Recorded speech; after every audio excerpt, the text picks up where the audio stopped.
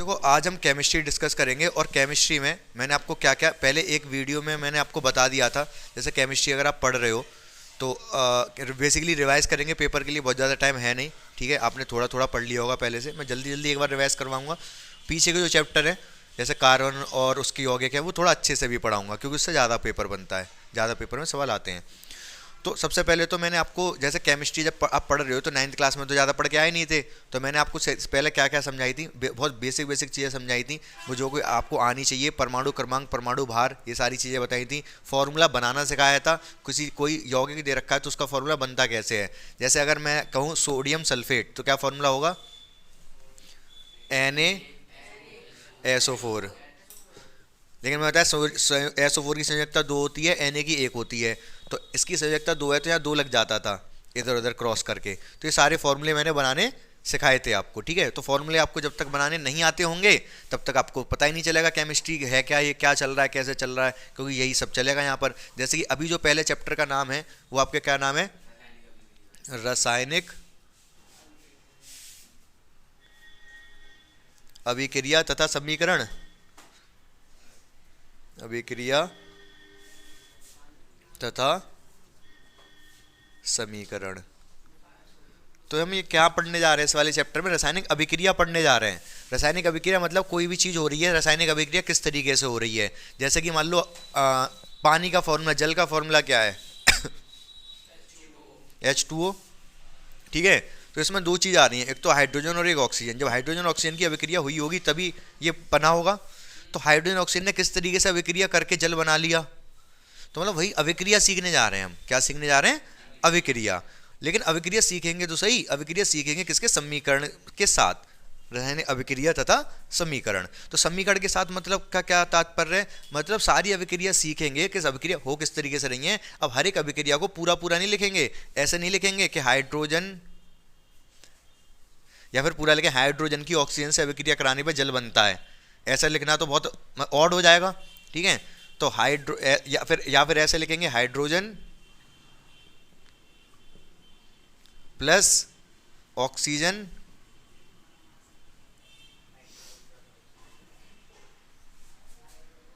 जल। अब भी देखो लिखने में कितना ऑर्डर लग रहा है, हाइड्रोजन ऑक्सीजन टाइम लग रहा है।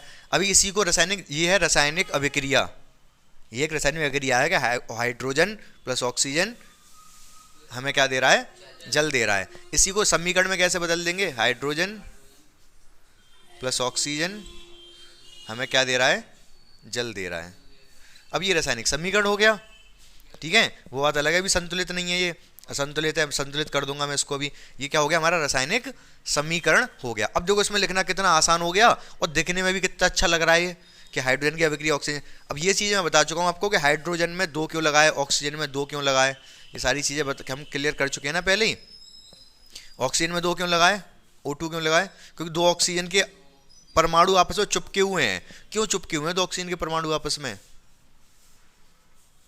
ऑक्सीजन के 2 परमाणु आपस में चिपके हुए क्यों हैं, क्योंकि ऑक्सीजन का परमाणु क्रमांक कितना है। अच्छा ये चीज़ आप समझोगे, मैंने जो आपको बताया होगा ये फॉर्मूले बनाने बताए होंगे, अभी ये सब चीज़ें नहीं बताई, ज़्यादा नहीं बताया होगा। जैसे Na2SO4 है, ये Na2SO4 है, तो यहाँ पर बताया होगा कि Na है संयोजकता 1 होती है, SO4 है संयोजकता 2 होती है। Na की संयोजकता 1 क्यों होती है,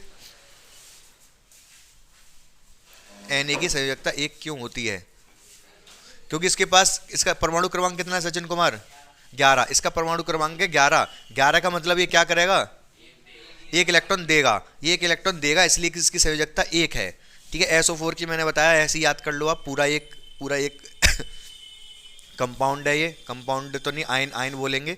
तो पूरे आयन की संयोजकता 2 है, तो 1 इधर जाता है, 2 इधर जाता है, तो Na पर 2 लग जाता है, O, ठीक, अरे सॉरी, SO4। तो इस तरीके से फॉर्मूला बनता है O का। अभी ये आप बहुत डीप में पढ़ने वाले हो 4th चैप्टर में कि O2 क्यों बना ये। इसकी संयोजकता, वैसे ऑक्सीजन की संयोजकता कितनी होती है, हाँ संयोजकता चलो परमाणु क्रमांक इन्होंने बताया 8। परमाणु क्रमांक अगर 8 है तो संयोजकता कितनी होगी, 2 क्यों होगी, 2 उसको चाहिए। चलो ये सारी बातें याद है, अच्छी बात है। तो इसको 2 इलेक्ट्रॉन चाहिए किसी भी तरीके से, तो 2 ऑक्सीजन आपस में आ जाते हैं, पास और ये दो दो इलेक्ट्रॉन शेयर कर लेते, क्या कर लेते हैं, देते नहीं है किसी को, इसको भी दो चाहिए, इसको भी दो चाहिए। भाई अगर दो लोग हैं, दोनों को अगर किसी एक को देना है, किसी एक को लेना है, तो देने वाला दे देगा, लेने वाला ले लेगा। जैसे यहाँ पे सोडियम को इलेक्ट्रॉन देना था, इसको लेना था, तो इसने दे दिया, इसने ले लिया, बात खत्म हो गई। लेकिन जैसे ऑक्सीजन की बात करें, ऑक्सीजन के दो परमाणु हैं, दोनों को इलेक्ट्रॉन चाहिए, इसको भी दो चाहिए, इसको भी दो इलेक्ट्रॉन, ये शेयर कर लेते हैं। कैसे, क्या क्या कर लेते हैं, शेयर।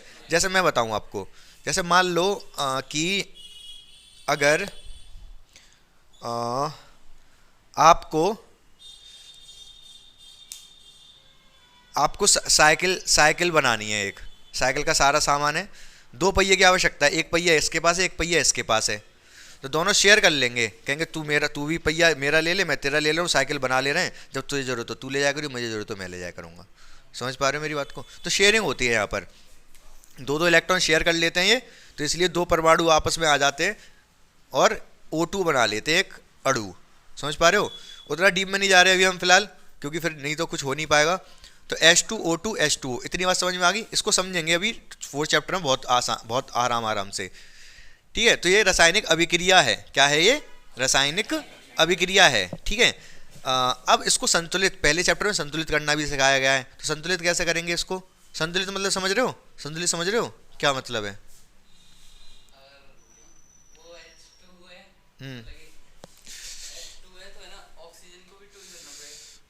हाँ सही कह रहे हो वैसे तो आप। ये देखो यहाँ पर ऑक्सीजन एक है, यहाँ दो है, यहाँ हाइड्रोजन दो है, यहाँ दो है, हाइड्रोजन तो सही है, ऑक्सीजन सही नहीं है। संतुलित करना भी सिखा दूंगा मैं अभी फटाफट आपको। तो फिलहाल तो इसको तो सीधे सीधे कर सकते हैं, बोलो कैसे?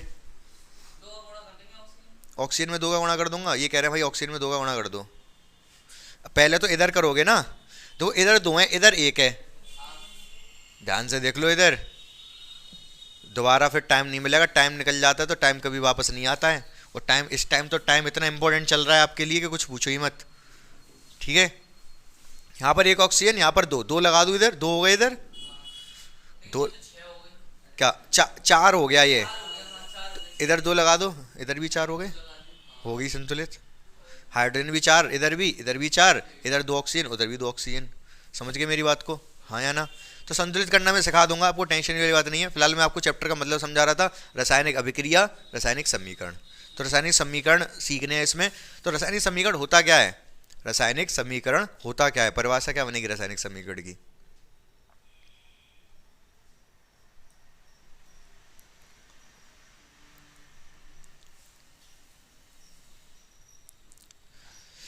ये क्या है? रासायनिक अभिक्रिया को लिखने का एक तरीका है। रासायनिक समीकरण, रासायनिक अभिक्रिया को दर्शाने का एक तरीका है, किसकी मदद से? सिंबल, सिंबल मतलब प्रतीकों और यौगिकों के सूत्र की मदद से। किस किस से रासायनिक अभिक्रिया को हम दर्शा देते हैं? रासायनिक अभिक्रिया को दर्शाने का तरीका है रासायनिक समीकरण। कैसे? सूत्र, किसके सूत्र? यौगिकों के सूत्र, कुछ प्रतीक और यौगिकों के सूत्र के द्वारा। समझ गए मेरी बात को? ठीक है, मुश्किल है वैसे, परिभाषा तो नहीं पूछेगा, लेकिन जो पूछेगा उस पर हम ज़्यादा जोर देंगे। तो इतनी बात आपको क्लियर हो गई? बिल्कुल कोई दिक्कत? हाँ, यौगिक नहीं जानते आप? अरे जब सबसे पहले केमिस्ट्री पढ़ाया होगा तो मैंने कहा था इन तीनों चीज, इन परमाणु, अणु, तत्व और यौगिक, ये चारों टर्म आपको क्लियर होने चाहिए। केमिस्ट्री पढ़ रहे हो तो आप, नहीं तो मैं उड़ा देता हूँ। क्लियर है? परमाणु अणु जानते हो? परमाणु अकेला, जब दो या दो से ज़्यादा परमाणु जुड़ जाते हैं तो अणु बना लेते हैं। अब अणु वो तत्व भी हो सकता है, यौगिक भी हो सकता है। अणु तत्व भी हो सकता है, यौगिक भी हो सकता है। जैसे दो परमाणु लिए मैंने, सोडियम का और एक ऑक्सीजन का। जहाँ पर दो परमाणु है, एक सोडियम का एक ऑक्सीजन का है, दो अलग अलग तरीके के परमाणु हैं यहाँ पर, तो ये क्या है? यौगिक। अगर मैं बात करूँ O2 की, तो O2 का मतलब यहाँ पर दो परमाणु हैं ऑक्सीजन के, ऑक्सीजन के दो परमाणु हैं, दोनों सेम टाइप के परमाणु हैं, तो ये क्या है? तत्व। समझ गए? अगर हाइड्रोजन की बात करूं H2 का मतलब हाइड्रोजन के दो परमाणु हैं, तो ये तत्व हो गया। अगर मैं बात करूं NaCl, नमक, ये यौगिक है। Na का परमाणु है, Cl क्लोरीन का परमाणु है, तो दो तरीके के परमाणु है, तो यौगिक। ठीक है, क्लियर है ना ये बात आपको? तो यहाँ पर रासायनिक अभिक्रिया आपको समझ में आ गई, रासायनिक अभिक्रिया होती क्या है। अब रासायनिक अभिक्रिया के बारे में और भी कुछ सीखना है, जल्दी सीख लो फटाफट। अब देखो यहाँ पर मैं ये कुछ रासायनिक अभिक्रिया के प्रकार बता रहा हूँ, ठीक है। कौन कौन सी रासायनिक अभिक्रिया है? संयोजन अभिक्रिया, वियोजन, अपघटन अभिक्रिया भी कहते हैं, प्रतिस्थापन, द्विप्रतिस्थापन, अपचयन और उपचयन अभिक्रिया। 5 तरीके की अभिक्रियाएं हैं, ठीक है। तो मैं इसमें क्या बताऊंगा, मतलब बताऊंगा क्या होता है, उसके बाद कुछ एग्जाम्पल जो कि एनसीईआरटी के रहेंगे बेसिकली, जो कि आपके लिए इंपॉर्टेंट भी होंगे पेपर के लिए। उन एग्जाम्पल से कुछ क्वेश्चन भी बन सकता है आपके लिए, वो भी बताऊंगा क्वेश्चन किस तरीके से बन सकता है। सबसे पहले संयोजन अभिक्रिया की बात करें। संयोजन अभिक्रिया का मतलब है कोई एक ए आया और बी आया, इन दोनों ने अभिक्रिया करके ए बी बना लिया, तो ये संयोजन अभिक्रिया हो गई। जैसे फॉर एग्जांपल हाइड्रोजन और ऑक्सीजन आया, इन दोनों ने अभिक्रिया करके H2O जल बना लिया, समझ रहे हो। तो ये कौन सी अभिक्रिया होगी? संयोजन अभिक्रिया। परिभाषा अगर लिखने को आ जाए संयोजन अभिक्रिया किसे कहते हैं, तो क्या लिख दोगे आप? हाँ, क्या लिख दोगे बताओ? आसान है परिभाषा, आपको रटने की आवश्यकता नहीं है, कोई रटने की आवश्यकता नहीं है, बहुत आसानी से परिभाषा आप लिख सकते हो। संयोजन में अभिक्रिया में क्या हुआ, जब 2 या 2 से अधिक पदार्थ, यहाँ तो 2 ही थे, 2 से अधिक भी हो सकते हैं, जब 2 या 2 से अधिक पदार्थ अभिक्रिया करके एक नए उत्पाद का निर्माण करते हैं, तो उसको क्या कहते हैं? संयोजन अभिक्रिया कहते हैं। आसान है, ठीक है, तो इस तरीके से लिख सकते हो। अच्छा, अभी वियोजन भी बता दे रहा हूँ इसके साथ साथ। वियोजन अभिक्रिया में क्या होगा, जैसे अब जल है, इसी को तोड़ के मैंने H2 और O2 में तोड़ दिया, तो वियोजन हो गया। पूरा एक था, इसका वियोजन हो गया। मतलब अगर कोई ए बी है, उसको हम तोड़ दें ए और बी में अलग अलग, तो वियोजन अभिक्रिया हो जाती है। तो वियोजन अभिक्रिया की परिभाषा क्या होगी? वियोजन अभिक्रिया की परिभाषा क्या बनेगी? जब कोई एक पदार्थ टूटकर 2 या 2 से अधिक पदार्थों का निर्माण करता है, तो उसको वियोजन अभिक्रिया कहते हैं। आसान है, लिख लोगे ना? लिखने पे जोर मत दो, ऐसे लिख लो यार, लिख लोगे, क्या दिक्कत आ रही है? अरे जब एक पदार्थ टूटकर 2 या 2 से अधिक नए पदार्थों का निर्माण करता है, नए उत्पादों का निर्माण करता है, तो उसको क्या कहते हैं? वियोजन अभिक्रिया कहते हैं, ठीक है। तो यहाँ तक आपको दिक्कत नहीं होनी चाहिए। अब मेरी बात सुनते रहो लेकिन ध्यान से। जो मैंने दोनों बता दी, संयोजन और वियोजन, तो इसमें आपको और क्या समझना है इसके अलावा? एक तो ये तो समझ आई गया आपको, और बाकी इसमें एक अभिक्रिया, एक ये हो गई। दूसरी अभिक्रिया, जब कार्बन का दहन होता है, क्या करते हैं? कार्बन का दहन। तो कार्बन का दहन होता है तो बनता है CO2। C मतलब कार्बन, इसका दहन मतलब ऑक्सीजन से अभिक्रिया। जब किसी चीज़ को जलाया जाता है तो ऑक्सीजन से अभिक्रिया होती है, तो कार्बन का दहन हो रहा है तो CO2 बन गया, ठीक है। क्या कह रहे हो? क्या कहना चाह रहे हो तुम? ऊष्मा, हीट होती है, क्या चाह रहे हो? हाँ, नहीं, दहन अलग है, ऊष्मा अलग है। दहन मतलब जलाना, ठीक है। आपकी जो बुक में सबसे पहला जो एग्जाम्पल है वो इसी का है कि जब मैग्नीशियम रिबन, एक मैग्नीशियम का रिबन है, उसको जला रहे हैं। देखो शायद होगा कहीं आगे पेजों पे, रिबन को शायद फीता बोला होगा। जब मैग्नीशियम रिबन को जलाया जाता है, सबसे पहले पेज पे देखो बन रहा है कुछ ऐसा। हाँ, ये रहा, ठीक है। क्या लिखा है उसके नीचे? हाँ, क्या लिखा है इसके नीचे?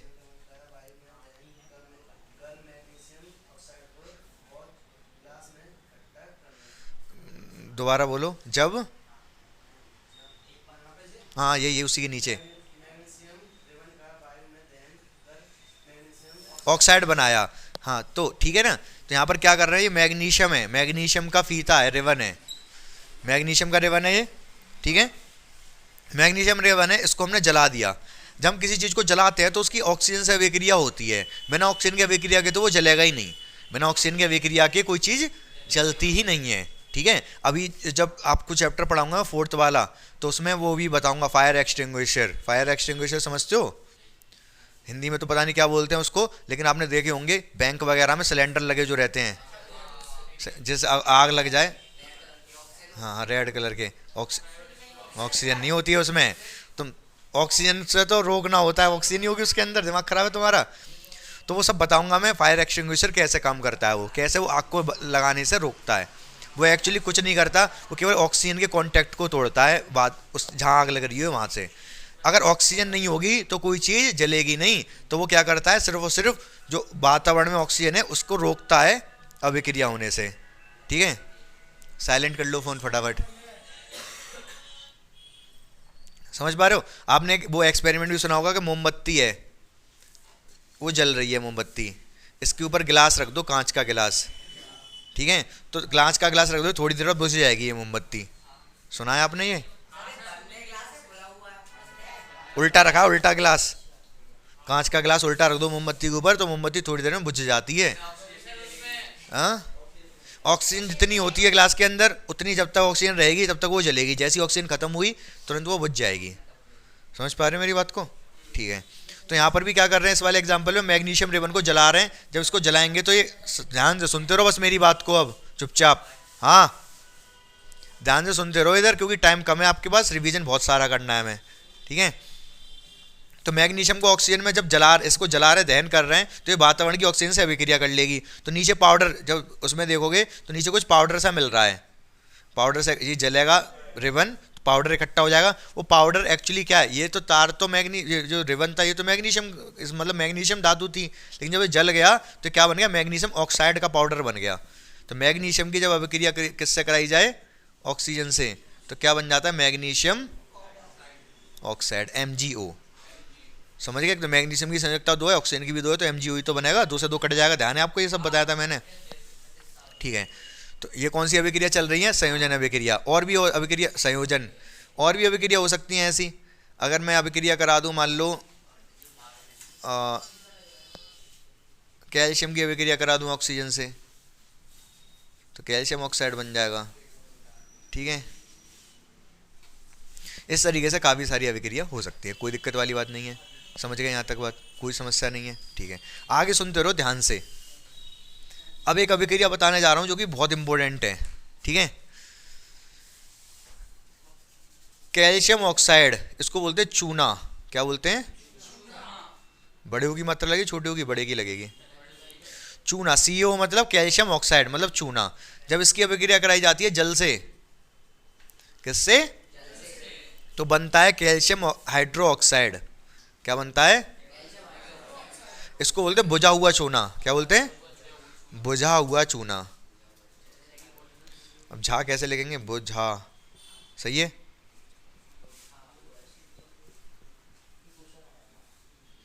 तो ये वाला क्वेश्चन आता ही आता है जो मैं बता रहा हूँ, बहुत ध्यान से सुनते रहना।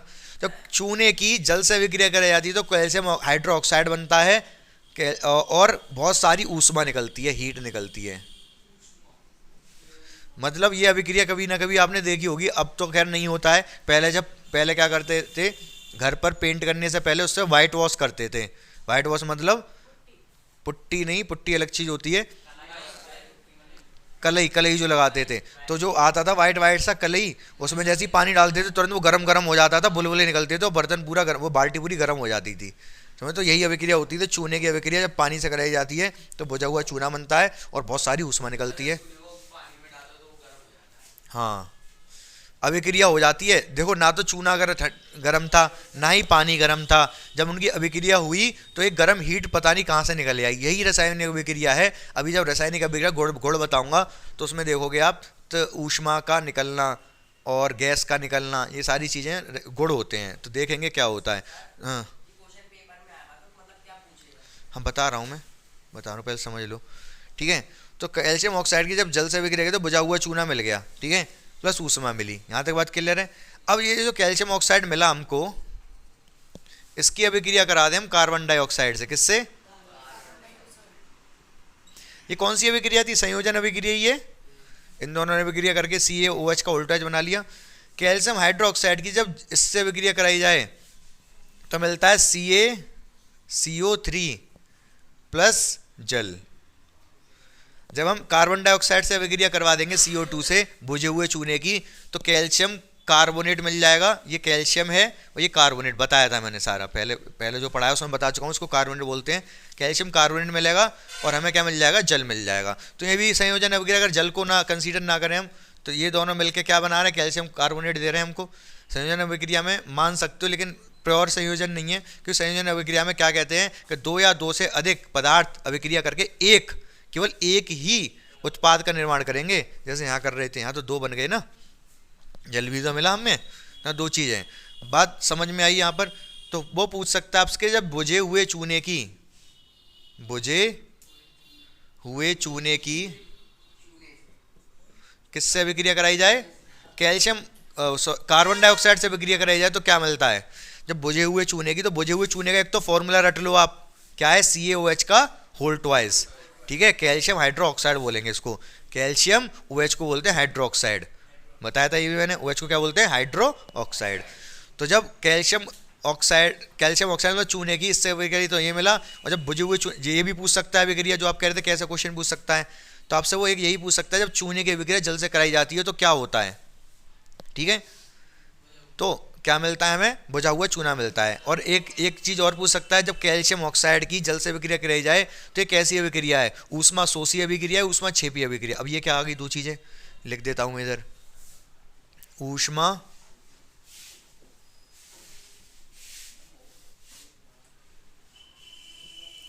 शोषी और ऊष्मा छेपी, दो तरीके की अभिक्रियाएं होती हैं। किसके टर्म में, तापमान बढ़ रहा है या घट रहा है उसके टर्म में। तो ऊष्मा शोषी, जिस अभिक्रिया में ऊष्मा देनी पड़े वो ऊष्मा शोषी होती है, वहां ऊष्मा देनी पड़ती है। और जहां ऊष्मा निकले वो ऊष्मा छेपी अभिक्रिया होती है। तो ये कौन सी है, ऊष्मा छेपी है या ऊष्मा निकल रही है, गर्म हो जाता है बर्तन। तो क्या क्या पूछ सकता है इसमें, एक तो यह चूने की अभिक्रिया जल से कराई जाती है तो क्या मिलता है, बुझा हुआ चूना। और ये कैसी अभिक्रिया है, ऊष्मा छेपी अभिक्रिया है, ठीक है। इतनी बात समझे आप। बुझे हुए चूने की जब कार्बन डाइऑक्साइड से अभिक्रिया कराई जाती है तो क्या मिलता है, कैल्शियम कार्बोनेट, इसको बोलते हैं चूना पत्थर। क्या बोलते हैं इसको, चूना पत्थर, समझ गए। अब इसमें दो अभिक्रिया तो हो गई है, तीसरी एक और अभिक्रिया इसी में चलती है वो, अगर चूना पत्थर को क्या कर दिया जाए, गरम। अब ये जो सिंबल बन रहा है ना त्रिभुज सा, ये है मतलब गरम करने का। जब चूना पत्थर को गरम कर दिया जाए तो क्या बन जाता है, कैल्शियम का ऑक्साइड फिर से मिल जाता है और कार्बन डाइऑक्साइड गैस निकल जाती है। देख लो, एक ऑक्सीजन तो इसको मिल गया, तीन थे ना, दो इधर चले गए। जब चूना पत्थर को गर्म करते हैं तो क्या मिलता है, अब से ही पूछ लेगा, जब चूना पत्थर को गर्म किया जाता है तो क्या मिलता है, चूना मिलता है और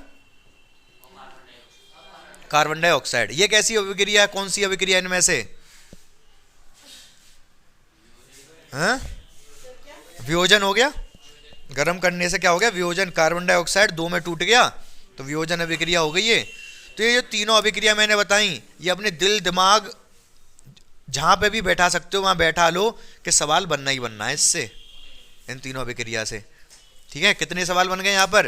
पहले तो चूना की अभिक्रिया जल से कराने पे क्या मिलता है, चूना, बुझा हुआ चूना, बुझी हुई चूनी कार्बन डाइऑक्साइड से क्या मिलता है, चूना पत्थर। चूना पत्थर को गर्म करने से क्या मिलता है, चूना और कार्बन डाइऑक्साइड। कैसी अभिक्रिया है ये, वियोजन अभिक्रिया। ऊष्मा छेपी या ऊष्मा शोषी, ऊष्मा शोषी। क्यों, ऊष्मा देनी पड़ रही है तब अभिक्रिया हो रही है, यहाँ पर ऊष्मा निकल रही थी अपने आप हाँ, समझ गए।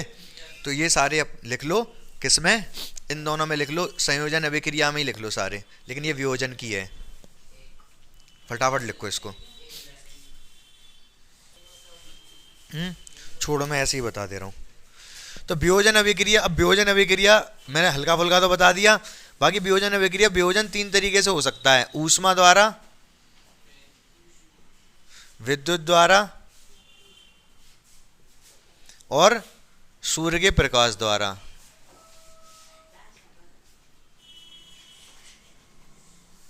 तो तीन चीजों से हम क्या कर सकते हैं, वियोजन कर सकते हैं, किसी पदार्थ को तोड़ सकते हैं, ठीक है।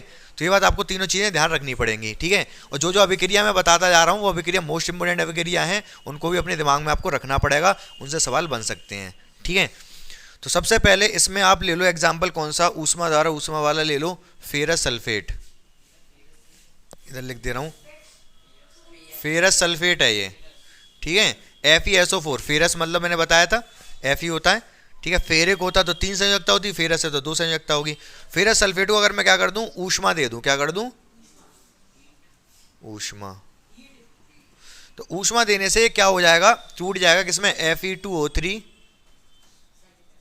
Plus SO2 plus SO3। Sulphur dioxide, sulphur trioxide, ये दोनों गैस हैं, ये आपका ठोस है, सॉलिड। ये ऐसे लिखने से जो रासायनिक अभिक्रिया है वो और ज़्यादा इंफॉर्मेटिव हो जाती है। इंफॉर्मेटिव मतलब समझ रहे हो, और ज़्यादा उसमें क्या आ जाता है,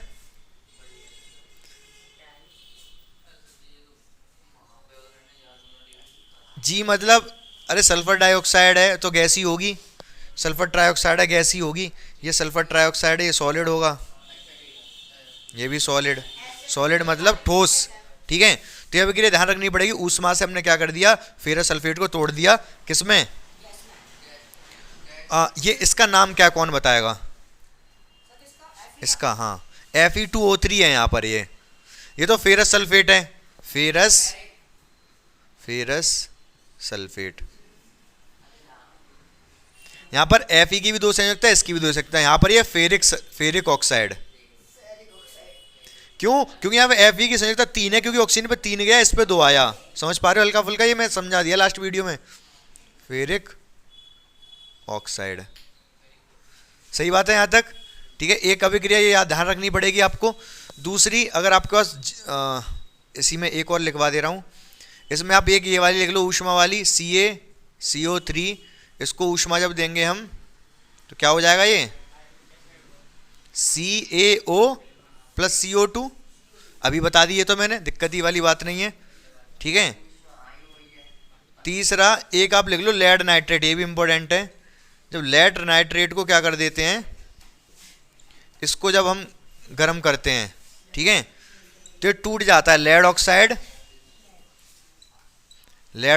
और नाइट्रोजन डाइऑक्साइड और ऑक्सीजन में, ठीक है। देख लो इधर, समझ लो ध्यान से, इन्हीं में से एक आधा आपके पेपर में होगी मिलेगी। तो ये आपकी ऊष्मा, ये ऊष्मा से हो गए। एक मैं आपको कर दे रहा हूँ एग्जांपल विद्युत से। अगर वाटर है, इसको विद्युत से अलग करना पड़ेगा, तो हाइड्रोजन और ऑक्सीजन में टूट जाएगा। तो यहाँ पर विद्युत लिख दे रहा हूँ, वैसे तो इलेक्ट्रोलिसिस लिखा जाता है, छोड़ो विद्युत लिख दिया। एक बहुत ध्यान से सुन लेना, पूछा जाएगा आपके पेपर में, AgBr, क्या, ये सिल्वर ब्रोमाइड। क्यों पूछा जाता है ये, पहले जो फोटो बनते थे ना, फोटो जिसमें कार्बन, वो क्या बोलते थे उसको, कार्बन जो निकलता था, क्या बोलते थे, काला काला सा पहले बनता था, अरे हाँ रिबन जैसा जो होता था, हाँ पहले जब फोटो बनाए जाते थे उसमें,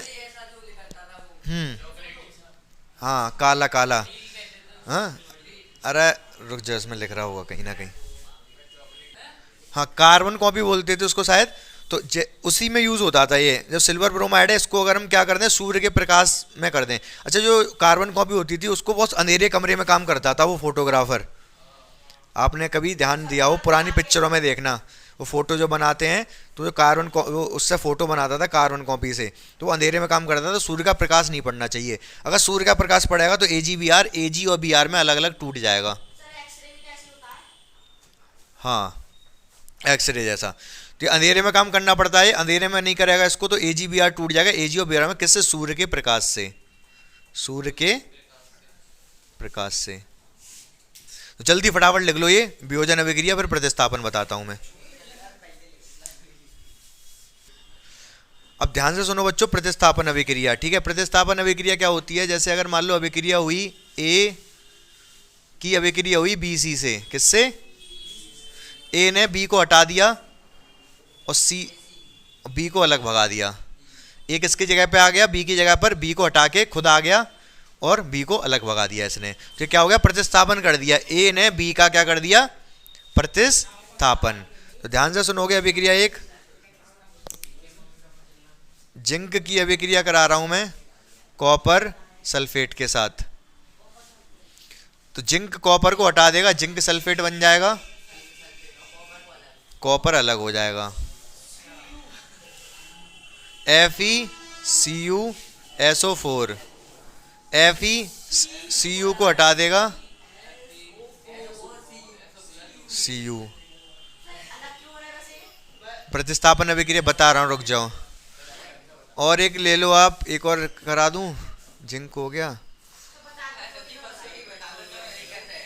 एल्यूमिनियम की कॉपर सल्फेट से अभिक्रिया करवा दी, इधर ध्यान दो। हाँ उदित नारायण, एल्यूमिनियम कॉपर को हटा देगा, कॉपर अलग हो जाएगा, एल्यूमिनियम सल्फेट के साथ आ जाएगा। क्या यही फॉर्मूला है एल्यूमिनियम सल्फेट का? एल्यूमिनियम सल्फेट का यही फॉर्मूला है क्या? क्या फॉर्मूला है पता है आपको? हाँ Al2 बस। एल्यूमिनियम की संयोजकता कितनी है? एल्यूमिनियम की संयोजकता कितनी है? हाँ 16 दी है। 16 का 16 तो परमाणु क्रमांक बता रहे हो ना, परमाणु क्रमांक कितना है एल्यूमिनियम का? हाँ 13। तो संयोजकता कितनी हो गई? 3। तो इसकी संयोजकता 3 है, सल्फेट की 2 होती है, तो क्या फॉर्मूला बनेगा? Al2SO4 होल थ्राइस, 3 जाएगा SO4 पर। ठीक है।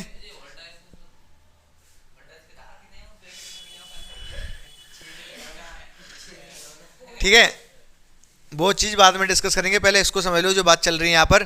तो देखो आप एक बात समझ पा रहे होगे कि CuSO4 को ही क्यों सब हटा दे रहे हैं, इससे कोई दुश्मनी है किसी की?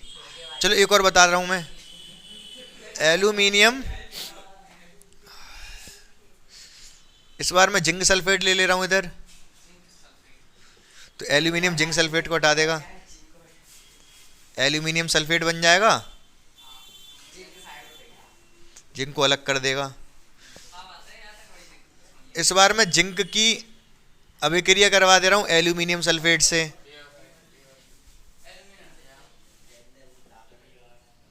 क्या होगा? एल्यूमिनियम साइड हो जाएगा, जिंक किसकी जगह पे आ जाएगा? नहीं, ऐसा नहीं होगा। हाँ। मेरी बात सुनो, अगर ताकतवर आदमी कहीं बैठा है उसको कोई हटा पाएगा? नहीं। अगर कोई हल्का फुल्का बैठा है उसको एक तमाचा मारेगा, साइड हट, और खुद बैठ जाएगा आके वहां पर, यही तो होगा।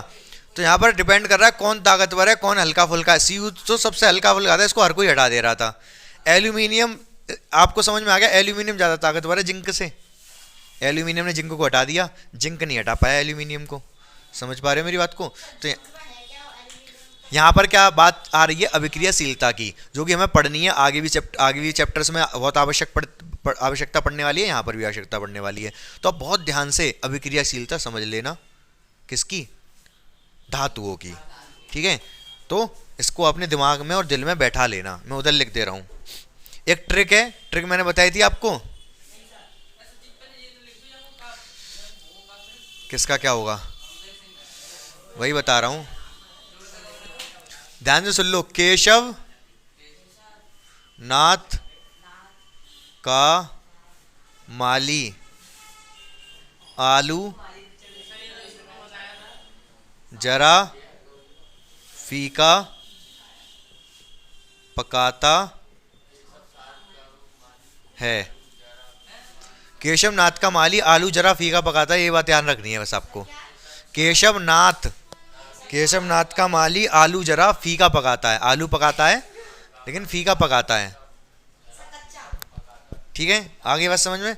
तो केशव से हो जाता है के मतलब पोटेशियम, नाथ का मतलब Na मतलब सोडियम, का मतलब Ca मतलब कैल्शियम, माली मतलब Mg मैग्नीशियम, आलू मतलब एल्यूमिनियम, जरा मतलब जिंक, फीका मतलब आयरन, पकाता है मतलब लेड Pb, पकाता मतलब पकाना Pb, फीका Fe, जरा Zn, आलू Al। ठीक है मतलब हाइड्रोजन। ठीक है, तो अभिक्रियाशीलता है, बस बोलो मत ज़्यादा।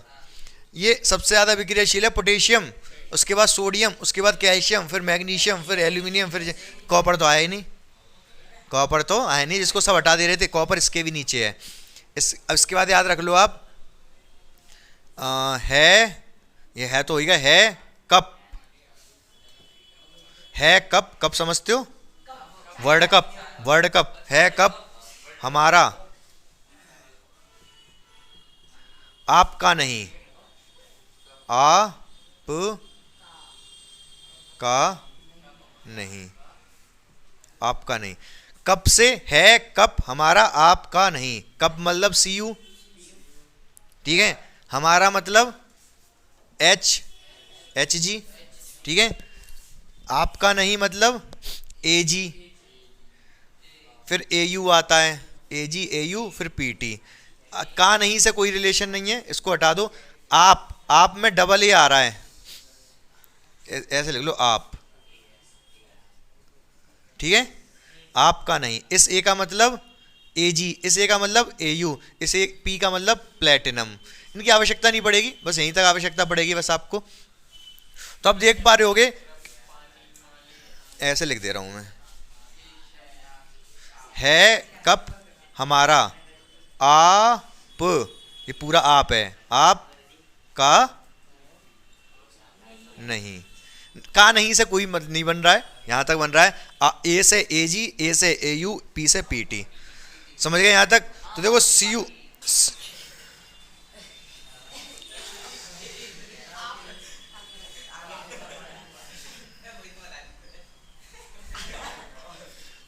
सी यू नीचे आया, तो सी यू इन सबसे नीचे है, तो सी यू कम क्रियाशील है। सी यू ये क्या है? क्रियाशीलता। धातुओं की, धातुओं की क्रियाशीलता।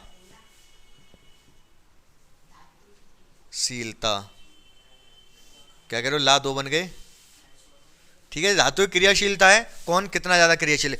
सोना बहुत ज्यादा कम क्रियाशील है। सोना महंगा क्यों है? ए यू, इसको सोना बोलते हैं, पता नहीं है क्या आपको? ये चांदी, ये मरकरी, मरकरी, ये कॉपर, ये मरकरी पारा। हाँ, क्रियाशीलता बहुत कम है, नीचे है बिल्कुल। नीचे, ऊपर ऊपर क्रियाशील ज्यादा है, नीचे क्रियाशीलता कम होती जा रही है। तो नीचे क्या है? कम क्रियाशील है। सोना महंगा क्यों है? क्योंकि क्रियाशीलता कम है, चमक उसकी बरकरार रहती है, वो क्रिया करेगा ही नहीं। अगर वो क्रिया कर ले, जैसे लोहा है, ये रहा लोहा, कहाँ है? ये रहा, एफ ई मतलब लोहा, आयरन बोलते हैं इसको, ठीक है। तो ये क्या है? बहुत कम क्रियाशील है। कौन? सोना। लोहा तो क्रियाशील है, ऊपर आ रहा है। लोहा चमका के दे दिया, एकदम रेगमाल से घिस के दे दिया, ठीक है, रख दिया लेकिन एक जगह। ये क्या करेगा? वातावरण की ऑक्सीजन से क्रिया कर लेगा। लोहा मतलब एफ ई, लोहा मतलब एफ ई, चमका के दिया ये आपको, वातावरण से क्रिया करके इसके ऊपर जंग लग जाएगी। वातावरण से जंग का फॉर्मूला होता है Fe2O3। और भी होता है वैसे, फिलहाल इतना ही समझ लो कि जंग जब लोहा क्रिया कर लेता है वातावरण की ऑक्सीजन से, तो Fe2O3 बना लेता है, Fe3O4 बनता है वैसे। हाँ, तो फिर रेगमाल से घिस दो। लेकिन कुल मिला के खराब तो हो ही रहा है, जंग लग रही है, तो क्यों? क्रियाशीलता ज़्यादा है, इसलिए खराब हो रहा है। सोने की कोई क्रियाशीलता है नहीं, बिल्कुल नीचे आ रहा है, तो ये क्रिया करेगा ही नहीं। क्रिया करेंगे तो चमकता रहेगा ये। समझ रहे हो? बात समझ रहे हो मेरी? ठीक है ना? ये तत्वों की क्रियाशीलता है। अब देखो बहुत ध्यान से, प्लेटिनम, प्लेटिनम, प्लेटिनम नहीं जानते? एक तत्व होता है ना,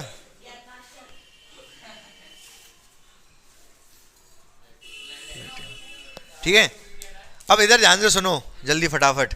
जिंक ने कॉपर को हटा दिया था, जिंक ने कॉपर को हटा दिया, जिंक ज्यादा क्रियाशील है। जिंक जिंक जैसी जिंक आएगा तो इसको हटाएगा और खुद चला जाएगा उसकी जगह पर। क्यों? क्योंकि ज्यादा क्रियाशील है, ज्यादा ताकतवर है। तो कॉपर अलग हो जाएगा चुपचाप, क्योंकि कॉपर नीचे है, जिंक ऊपर है। Fe ने कॉपर को हटा दिया, Fe ने कॉपर को भी हटा दिया।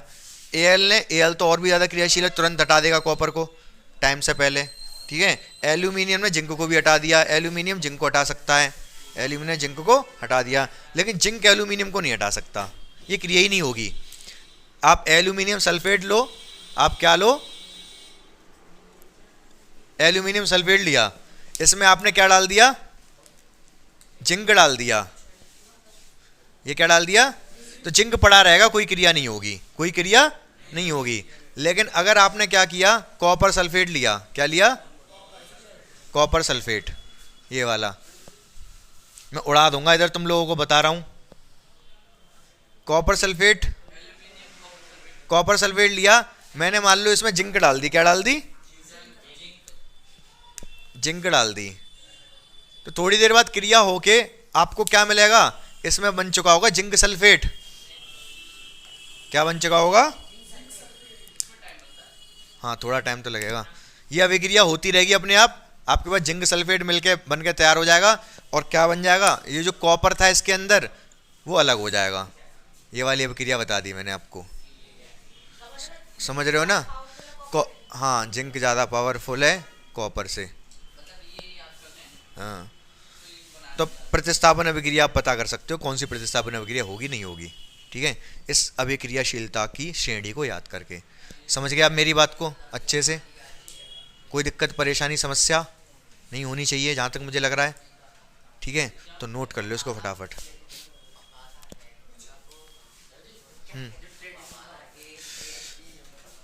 प्लेटिनम बता रहा हूँ रुको, ये समझ में आया ये मैंने क्या बताया, हैं पक्का। आप चाहो तो बना सकते हो इसको। पहले हमारे पास क्या था, ये काला काला क्या था, कॉपर, वैसे तो नीला रंग होता है इसका लेकिन काला बना दिया, कॉपर सल्फेट था, ये काला काला जो पूरा द्रव था, और ये लाल लाल हमने क्या डाला था इसमें, जिंक डाला था, जिंक। थोड़ी देर बाद क्या हुआ, ये जो सॉल्यूशन था वो बन गया जिंक सल्फेट का, और ये कॉपर अलग हो गया।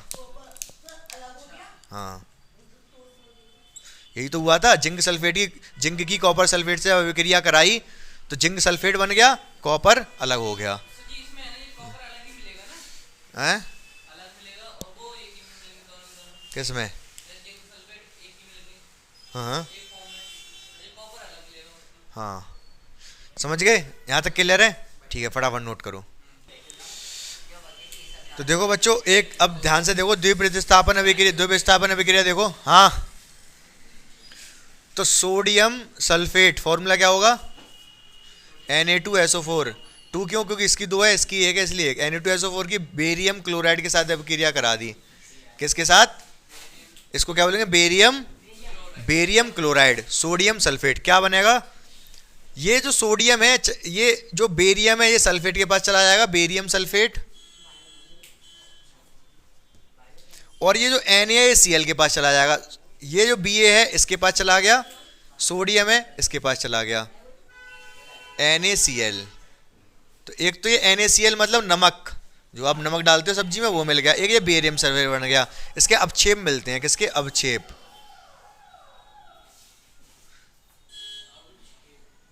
तो अभी मैं बताऊंगा कल थोड़ा सा, और इसको अवक्षेपण अभिक्रिया कहते हैं, क्या बोलते हैं,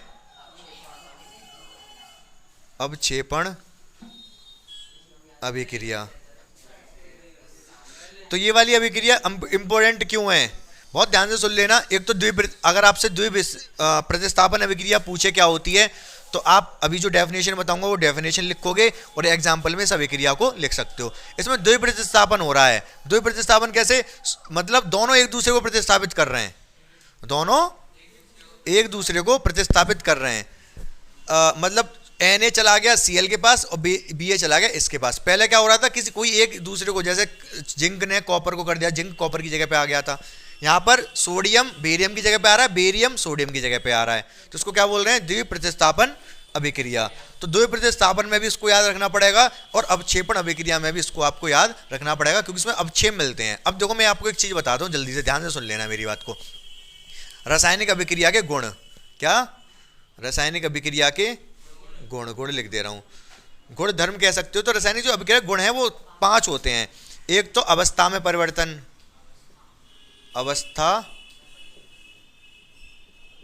परिवर्तन मतलब क्या है, जब रासायनिक अभिक्रिया होती है तो कुछ अभिक्रिया ऐसी होती है इसमें अवस्था परिवर्तित हो जाती है, ठीक है। आपसे पूछे अवस्था परिवर्तन का कोई एक एग्जाम्पल दीजिए, तो आप बता दोगे, कौन सा एग्जाम्पल बता दोगे, हाइड्रोजन ऑक्सीजन। जब दोनों की अभिक्रिया बन गई जल, ये था गैस, ये भी था gas, hydrogen gas oxygen gas, दोनों की अभिक्रिया हुई तो मिल गया जल, मतलब लिक्विड, तरल। अवस्था परिवर्तित होगी कि नहीं, समझ रहे हो मेरी बात को। अवस्था परिवर्तन में ये लिख दोगे, एक लिख दोगे आप रंग में परिवर्तन, ताप ऊष्मा में परिवर्तन या ताप में परिवर्तन, ताप परिवर्तन। ताप परिवर्तन में कौन सी अभिक्रिया लिख सकते हो आप? ताप परिवर्तन में लिख देना आप CaO प्लस H2O, क्या बन गया? बुझा हुआ चूना। यहाँ तापमान में परिवर्तन होता है अभिक्रिया में, समझ गए? एक आप लिख लोगे अवस्था परिवर्तन हो गया, ताप परिवर्तन हो गया, तापमान या ताप परिवर्तन बात एक ही है। एक लिख लो आप रंग परिवर्तन, रंग परिवर्तन। रंग परिवर्तन में कौन सी अभिक्रिया लिखोगे आप? आप लिख लो Fe की अभिक्रिया करा दी मान लो CuSO4 से। कॉपर सल्फेट का जो रंग होता है नीला, ध्यान रखना कैसा रंग होता है? नीला, ठीक है। तो नीला रंग था, जब आयरन से अभिक्रिया कराई तो अभी मैंने इधर एग्जांपल भी लिया था, एक काला लिया था एक लाल लिया था। मैं कह रहा था जो फेरस कॉपर सल्फेट वो नीले रंग का होता है वैसे, लेकिन काला ले रहा हूँ, काले मार्कर से बनाया था। तो कॉपर सल्फेट नीले रंग का होता है, इसकी हमने Fe से अभिक्रिया करा दी तो क्या बन जाएगा? FeSO4 plus copper. जब ये FeSO4 बन गया तो कलर तो परिवर्तन हो गया होगा, FeSO4 का कलर हो गया होगा, इसका रंग होता है हरा। हाँ वही तो बता रहा हूँ, रंग परिवर्तन। तो जब रासायनिक अभिक्रिया होती है तो ये रंग परिवर्तन भी होता है, जैसे इस अभिक्रिया में दिखाया गया। समझ रहे हो? अवस्था परिवर्तन, ताप परिवर्तन, रंग परिवर्तन। एक इसमें लिखो आप, हाँ, गैस का उत्सर्जन, गैस का उत्सर्जन। उत्सर्जन समझ रहे हो? उत्सर्जन का मतलब समझ रहे हो आप लोग? गैस का उत्सर्जन मतलब समझ रहे हो? गैस का निकलना। इसमें अभिक्रिया लिख लो। अच्छा, हाइड्रोजन जिंक से तो नीचे था, हाइड्रोजन जिंक से नीचे था ना उसमें। तो अगर मैं जिंक की अभिक्रिया करा दूं किससे? H2SO4 से, तो क्या होगा? जिंक हाइड्रोजन को हटा देगा, जिंक सल्फेट बना देगा, प्लस में क्या जाएगा? Hydrogen, hydrogen gas. मतलब इस अभिक्रिया में क्या होगा? हाइड्रोजन गैस निकलेगी। समझ पा रहे मेरी बात को? जब अभिक्रिया होगी, ये अभिक्रिया आपकी बुक में भी है, NCERT में भी है। ये सॉल्यूशन है, विलयन है H2SO4 का, ठीक है। इसमें क्या कर दिया? जिंक ग्रेन्यूल्स डाल दिया। ग्रेन्यूल्स मतलब समझ रहे हो? दाने कह सकते हो, कंकड़ कह सकते हो। जिंक ग्रेन्यूल्स डाल दिए तो थोड़ी देर बाद क्या होगा? अभिक्रिया हो जाएगी। क्या हो जाएगी? अभिक्रिया। ये जो विलयन था ये परिवर्तित हो जाएगा जिंक सल्फेट में। H2SO4 था, जिंक सल्फेट में बदल जाएगा ये, हैं? ठीक है, जिंक सल्फेट में बदल जाएगा। और इस अभिक्रिया में क्या होगा? जो H2SO4 था ना पहले, ये H2SO4 था, जब जिंक की अभिक्रिया कराई गई तो ये क्या बनेगा? Zinc sulphate. ये H2 कहाँ गई? ये H2 गैस निकल जाएगी इसमें से, ऊपर निकलेगी। ठीक है, समझ पा रहे हो मेरी बात को? ठीक है। अगर इसके पास आप मोमबत्ती ला के, मोमबत्ती कह रहा हूँ, माचिस ला के ऐसे रखो इसके ऊपर, तो वो पॉप साउंड के साथ बुझ जाएगी। मतलब बुझती है ना कभी कभी तीली, आग जब बुझती है किसी चीज़ की वजह से, जब आप तीली जला के इसके ऊपर लाओगे तो बुझ जाएगी। हाइड्रोजन गैस उसको बुझा देगी। समझ रहे हो ना? हाँ, समझ गए मेरी बात को? तो गैस का उत्सर्जन समझ गए, कोई दिक्कत नहीं है। दिख रहा है इसमें ये पूरा H2 तक, कोई बात नहीं, दिख रहा है। एक और रह गया, अवक्षेपण, अवक्षेप का निर्माण। ये NCERT में नहीं दे रखा है, 4 ही दे रखे हैं। अवक्षेप का निर्माण मॉडल में दे रखा है। तो अवक्षेप का निर्माण, अगर अवक्षेप का निर्माण में कौन सी ये वाली अभिक्रिया लिख दोगे? इसमें अवक्षेप का निर्माण हो रहा है ना, BaSO4 के अवक्षेप बन रहे हैं। समझ पा रहे हो मेरी बात को आप? बहुत अच्छे से, ठीक है। आपसे क्वेश्चन पूछा जा सकता है, रासायनिक अभिक्रियाओं के गुण धर्म या गुण बताइए, तो ये 5 गुण बताने पड़ेंगे। रट लो, रट। समझ रहे हो मेरी बात को? ठीक है। एग्जाम्पल तो वैसे नहीं पूछेगा, आप एग्जाम्पल लिख दोगे तो बहुत अच्छी बात है। इसका एग्जाम्पल ये हो गया, इस अभिक्रिया को भी रट लो। ये हाँ, नहीं कितने नहीं पूछेगा, कहेगा रासायनिक अभिक्रिया के गुण बताइए। तो आप पांचों लिख देना और एग्जाम्पल भी लिख देना हर एक का, समझ रहे हो ना। अवस्था परिवर्तन लिख देना, ताप में परिवर्तन लिख देना, यहाँ पर ऊष्मा प्लस ऊष्मा और आएगा इसमें, रंग में परिवर्तन लिख देना, गैस का उत्सर्जन ये अभिक्रिया लिख देना, अवक्षेपण अवक्षेप का निर्माण में ये वाला लिख देना। किसकी किसकी डेफिनेशन, इसकी कोई डेफिनेशन थोड़े ना है, अवस्था परिवर्तन ताप, ये कोई वो हेडिंग थोड़े ना है, ये गुण है, रासायनिक अभिक्रिया के गुण। लिख लो इसको अपनी कॉपी में, बहुत मोस्ट इंपोर्टेंट सवाल है ये इस चैप्टर का। किसकी,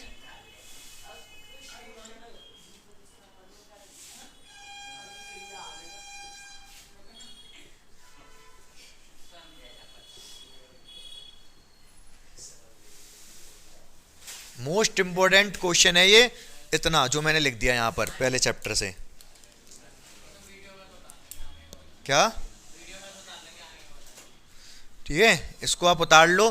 और बात चल रही थी हमारी द्वितीय प्रतिस्थापन अभिक्रिया पे, तो ये द्वितीय प्रतिस्थापन अभिक्रिया भी है ये वाली, द्वितीय प्रतिस्थापन में भी लिख सकते हो। अब जो पूछता है आपके पेपर में वो द्वितीय प्रतिस्थापन की परिभाषा भी पूछता है। क्या पूछता है, द्वितीय प्रतिस्थापन की परिभाषा, तो परिभाषा और लिख लो इसकी आप फटाफट द्वितीय प्रतिस्थापन की। हाँ नहीं हटेगी नहीं, तो द्वितीय प्रतिस्थापन अभिक्रिया परिभाषा मोस्ट इंपोर्टेंट है, आएगी आएगी आपके पेपर में। वह अभिक्रिया जिसमें अभिकारकों के बीच आयन का, किसका, आयन का आदान प्रदान होता है, द्वितीय प्रतिस्थापन अभिक्रिया कहते हैं। और एग्जाम्पल में ये लिख दोगे आप Na2SO4 plus BaCl2 BaSO4 NaCl, ये BaSO4 के क्या मिलते हैं हमें, अवक्षेप, ठीक है। अवक्षेप मतलब समझ रहे हो, इस अवस्था परिवर्तन तो समझ गए, गैस गैस थी, दो चीज गैसों को मिलाया तरल बन गया, अवस्था परिवर्तन, ताप में परिवर्तन, तापमान बढ़ गया था यहाँ पर, रंग परिवर्तन, रंग बदल गया, गैस का उत्सर्जन, गैस निकल गई। अवक्षेप का निर्माण, अवक्षेप क्या,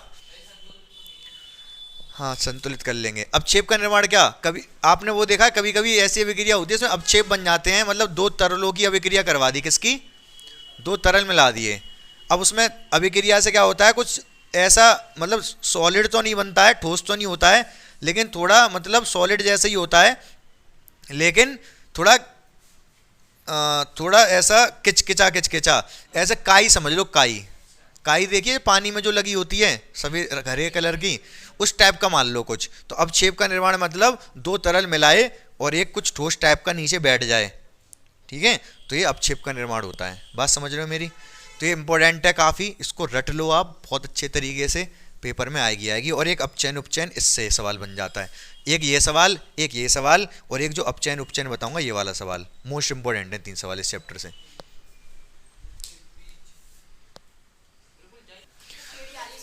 तो यहाँ पर बच्चों देख लो, ये जो मैं बताने जा रहा हूँ इस पे और इम्पोर्टेंट सवाल बन जाता है। क्या बन जाता है, अपचयन उपचयन अभिक्रिया क्या होती है, और सबसे ज़्यादा इम्पोर्टेंट रेडॉक्स अभिक्रिया क्या होती है, ठीक है। तो अपचयन उपचयन अभिक्रिया क्या होती है, ऑक्सीजन का योग, या तो ऑक्सीजन आ जाए या हाइड्रोजन चला जाए, तो उसको क्या कहेंगे, उपचयन, उपचयन अभिक्रिया कहते हैं। मतलब जैसे कॉपर है, कॉपर की अगर ऑक्सीजन से अभिक्रिया करा दी तो कॉपर ऑक्साइड बन जाता है। अभी मैंने बताया चैप्टर की पहली रिएक्शन, पहली अभिक्रिया मैग्नीशियम की, जब ऑक्सीजन से अभिक्रिया कराई जाती है तो मैग्नीशियम ऑक्साइड बन जाता है। 2 लगाना पड़ेगा यहाँ पर आपको, 2 है ना। अच्छा एक चीज़ और रह गई, संतुलन, वो मैं अलग से एक वीडियो बना दूंगा, रासायनिक अभिक्रिया का संतुलन, संतुलित करना, ठीक है। बाकी सब तो मैंने बता दिया। 2 यहाँ लगाया तो यहाँ पे भी 2 लगाना पड़ेगा, ऐसे ही यहाँ पर 2 लगेगा क्योंकि ऑक्सीजन 2 है इधर, तो 2 mg पे 2 लग गया तो इधर भी लगाना पड़ेगा। ये सब कौन सी अभिक्रिया है, उपचयन अभिक्रिया है। क्यों, सब में ऑक्सीजन आ रहा है, हर एक के पास ऑक्सीजन आ रहा है, तो उपचयन अभिक्रिया है, ठीक है।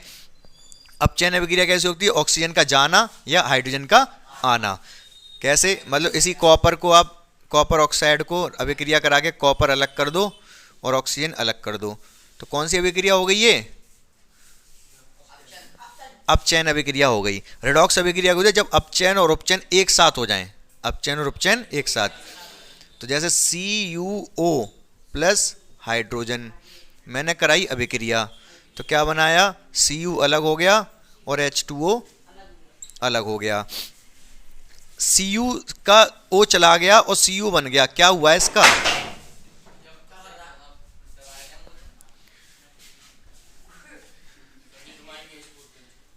Cu का ऑक्सीजन था, ऑक्सीजन चला गया तो क्या हुआ है, अपचयन और उपचयन है। ऑक्सीजन का जाना क्या होता है, अपचयन उपचयन या अपचयन, अपचयन। ऑक्सीजन का जाना, ऑक्सीजन का ह्रास, तो अपचयन हुआ, ये अपचयन। H2 था, H2O बन गया, ऑक्सीजन क्या हुआ, ऑक्सीजन आ गया। ऑक्सीजन का आना क्या होता है, उपचयन, उपचयन।